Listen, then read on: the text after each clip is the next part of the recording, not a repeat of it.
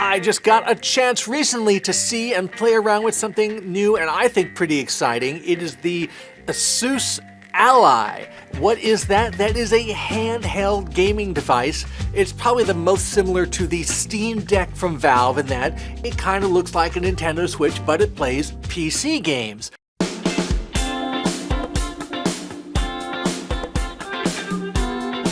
And of course, if you look at this compared to the Steam Deck, the big difference, of course, is that the Steam Deck runs SteamOS, which is Valve's proprietary operating system, while the Ally runs Windows 11, a much more traditional PC experience.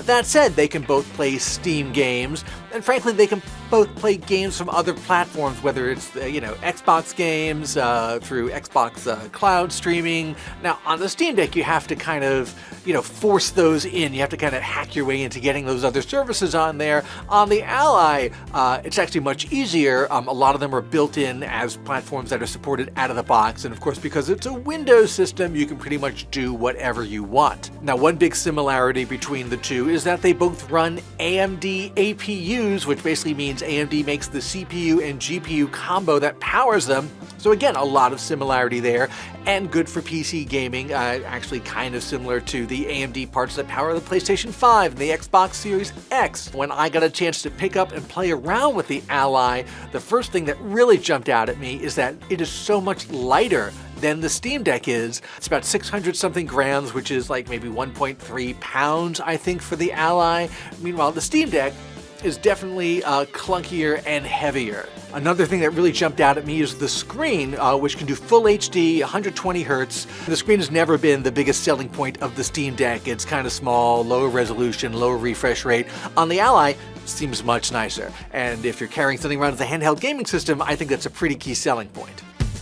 Now, one thing that the Steam Deck has that the Ally doesn't is the two little pads that are basically like touch pads on a laptop that can control mouse cursor movement and let you play games that are very traditional PC games a lot more easily than if you have to use the sticks and buttons, which is what you have to use on the Ally. It's got the basic, triggers and bumpers and two analog sticks and the four buttons that you would have on a traditional console gaming controller, an Xbox controller or something like that, and that obviously is not as great as the Steam Deck having all those things and also the two touchpads. So you're missing out on this. I did see a couple of examples, like when I was in Windows 11, where that right stick, you use it basically like the mouse cursor, and you can move around like that. I don't know if that's going to work as well in games as the little touchpads on the Steam Deck work. I do appreciate that both have micro SD card slots, so you can expand the memory inside them.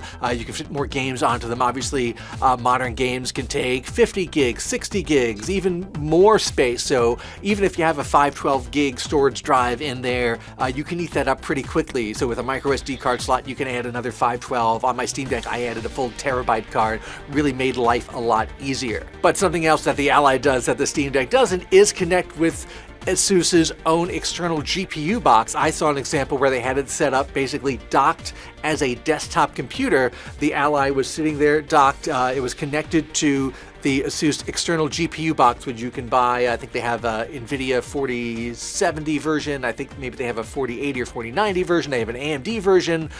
They can cost, $1,000, $1,500. They're pretty expensive, but then you have that going out into a display and a keyboard and mouse, and you can have just a regular Windows 11 desktop setup, and then you can obviously just unplug it and take it with you when it's docked using the external GPU box. That's the GPU. It doesn't use the one built into the Ally. When I saw the machine, Asus was not speaking about the exact differences in the hardware configurations or what the prices were going to be. They did say that it's probably going to be less expensive than some of the rumors, which maybe have it at like $600 or $700, which is a lot for a handheld gaming machine, even if it is very versatile, especially because we've gotten used to the Steam Deck and what that costs, which is frankly a pretty good deal overall considering what you get. So I'd expect the Ally to come out sometime maybe in May, maybe slip into June, but definitely not in the fall or holiday season. It's definitely a mid-year product. I'm very excited to get to try it out more in my initial hands-on. I thought it was great that it was so lightweight, really felt like a second generation of the hardware compared to